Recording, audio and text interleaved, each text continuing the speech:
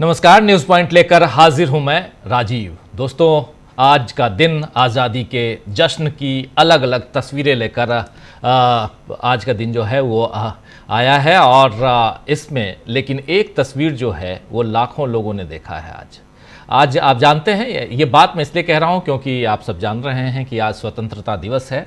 आप लोगों को बहुत बहुत शुभकामनाएं। स्वतंत्रता दिवस पे बहुत कुछ आप लोगों ने सुबह से लेकर शाम तक किया होगा, लेकिन कुछ तस्वीरें ऐसी आती हैं आज की तारीख में, आज के दिन में, यानी 15 अगस्त को, जिसको आप लोग पसंद भी करते हैं, बहुत पसंद करते हैं, क्योंकि आज़ादी का जश्न है तो आज़ादी के हिसाब से ही तस्वीरें आती हैं।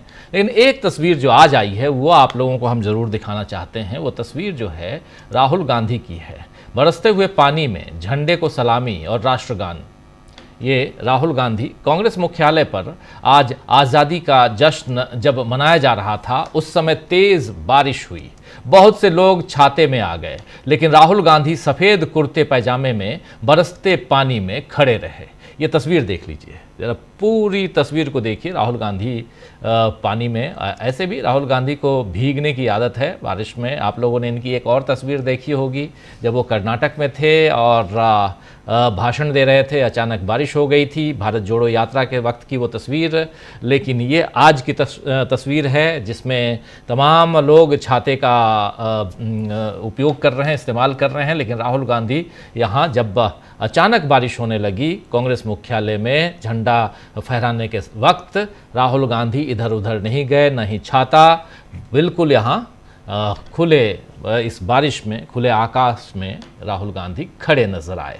सोशल मीडिया पर बहुत से लोग कह रहे हैं कि राहुल की कुछ सेकंड की ये तस्वीर मोदी के 100 मिनट से ज़्यादा लंबे भाषण पर भारी पड़ गई है। आप जानते हैं कि आज नरेंद्र मोदी ने अपने भाषण देने का जो उनका रिकॉर्ड है, उसको उन्होंने अपने ही रिकॉर्ड को तोड़ दिया है।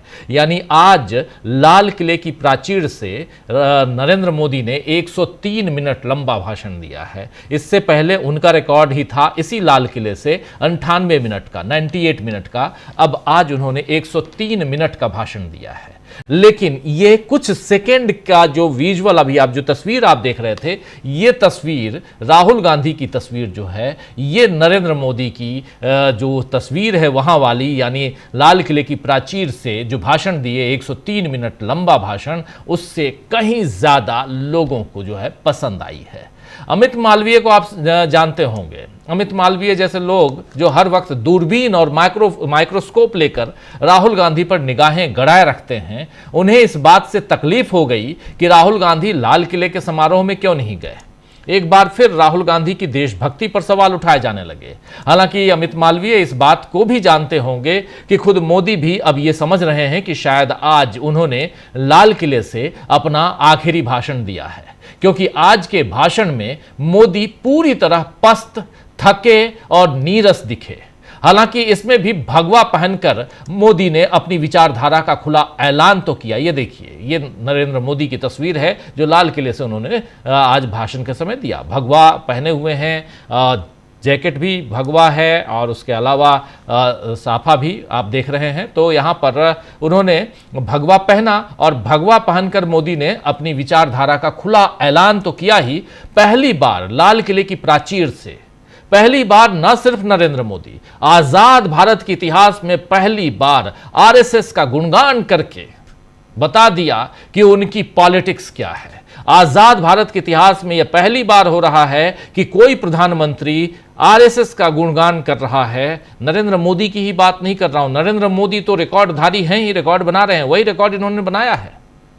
उनकी पॉलिटिक्स क्या है, नरेंद्र मोदी की पॉलिटिक्स क्या है, जो देश के लिए, देश के बारे में आज जो बात होनी चाहिए, जो थके हुए पस्त नरेंद्र मोदी आज नजर आए थे, वो यहां पर आरएसएस के लिए मक्खन पॉलिश कर रहे थे। आखिर क्यों? संघ के 100 साल पूरे हुए हैं, आरएसएस के 100 साल पूरे हो रहे हैं, और वो अगर गैर राजनीतिक संगठन है, जो ये कह रहे थे नरेंद्र मोदी इसी प्राचीर से, इसी भाषण से, अपने भाषण में, तो फिर मोदी को उसका महिमा मंडन क्यों करना पड़ा आरएसएस का? एक तरफ मोदी ने राजघाट जाकर बापू को श्रद्धांजलि दी, महात्मा गांधी को श्रद्धांजलि दी और दूसरी तरफ आरएसएस के लिए अपनी श्रद्धा दिखा दी। क्या मोदी के लिए सत्ता की मजबूरी इतनी बढ़ चुकी है कि उन्हें लाल किले से आरएसएस की चापलूसी करनी पड़ी? क्योंकि अगले महीने मोदी 75 के पूरे हो जाएंगे, यानी मार्गदर्शक मंडल के लिए योग्य हो जाएंगे। ऐसे में आरएसएस उन्हें विदा कर सकता है। वैसे देश में अभी वोट चोर गद्दी छोड़ का जो माहौल कांग्रेस ने बना दिया है, उसमें यह चर्चा भी चल रही है कि मोदी को वाकई गद्दी छोड़नी पड़ सकती है। अगर देश में मध्यावधि चुनाव होते हैं तो फिर बीजेपी की वापसी मुश्किल दिख रही है। वैसे मोदी ने आज के भाषण को भी चुनावी भाषण बनाने में कोई कसर नहीं छोड़ी। दिवाली का तोहफा अभी से देने का ऐलान करते हुए जीएसटी पर मोदी ने कहा है कि 1 जुलाई 2017 को लागू जीएसटी के 8 साल पूरे हो गए हैं और अब इसमें किए जाने वाले बदलावों की समीक्षा करने का समय आ गया है। ये एक तरह से जनता के लिए दिवाली का तोहफा है, जिससे देश की जनता पर टैक्स का बोझ कम होगा, ये नरेंद्र मोदी अपने भाषण में कह रहे थे। इसके अलावा घुसपैठिए से देश की सुरक्षा, सेमीकंडक्टर चिप की बात, सेना का गुणगान, किसानों की भलाई का दावा, ऐसी कई बातें नरेंद्र मोदी ने आज कही। बार बार मेरा देश, मेरे देश के नौजवान, मेरे देश के किसान, मेरे देश की माताएं बहनें जैसे संबोधनों से नरेंद्र मोदी ने भरपूर कोशिश की कि किसी तरह जनता का ध्यान SIR यानी स्पेशल इंटेंसिव रिवीजन जो बिहार में चल रहा है वो और वोट चोरी से जनता का ध्यान हट सके। लेकिन फिलहाल देश का माहौल बदलता हुआ दिख रहा है। कल कांग्रेस ने देश के कई हिस्सों में मशाल जुलूस निकाला था, आपने देखा। आज कांग्रेस ने अपील की है कि अपने व्हाट्सएप की डीपी वो बदल दे। अपील में क्या कुछ कहा है जरा ये देखिए। ये राहुल गांधी की फोटो के साथ वोट चोर से आजादी, वोट चोर से आजादी की बात, स्टॉप वोट चोरी। इसके अलावा कांग्रेस यहां लिख रही है, स्वतंत्रता दिवस के मौके पर वोट चोरी से स्वतंत्रता की मुहिम से जुड़े। वोट चोरी से स्वतंत्रता यानी वोट चोरी से आजादी की मुहिम से जुड़ें, अपने व्हाट्सएप की डीपी बदलें, यह बात यहां कांग्रेस ने कही है।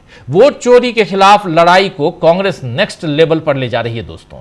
इधर बीजेपी नेहरू गांधी को मिटाने की कोशिश में और बड़ी गलतियां कर रही है।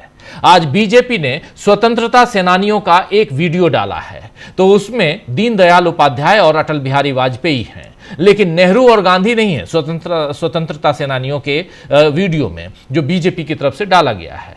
इसी तरह पेट्रोलियम मिनिस्ट्री ने, पेट्रोलियम मंत्रालय के एक पोस्टर में, इस पोस्टर को देखिए, गांधी, भगत सिंह और सुभाष चंद्र बोस से ऊपर सावरकर की तस्वीर लगाई गई है। ये देख लीजिए इस तस्वीर को।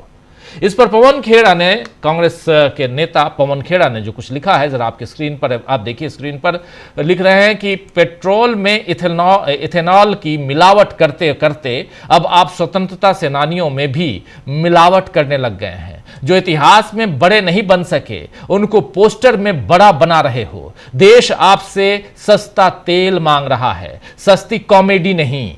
ये बात यहां लिख रहे हैं पवन खेड़ा। इसी तरह आज एक वीडियो जारी किया कांग्रेस अध्यक्ष मल्लिकार्जुन खड़गे ने, लगभग 11 मिनट का वीडियो। उसमें भी उन्होंने अपने कांग्रेस के संगठन को मजबूती प्रदान करने की बातें तो कही ही, आज़ादी की बात उन्होंने कही ही, लेकिन इसके अलावा उन्होंने वोट चोरी और वोट चोरी के कारण क्या कुछ हो रहा है, क्या चल रहा है, ये सारी बातें कही हैं और एक मोबिलाइज करने की, कांग्रेस को एकजुट करने की कोशिश उस वीडियो के जरिए वहां पर की है। आज उसको साझा किया है मल्लिकार्जुन खड़गे ने।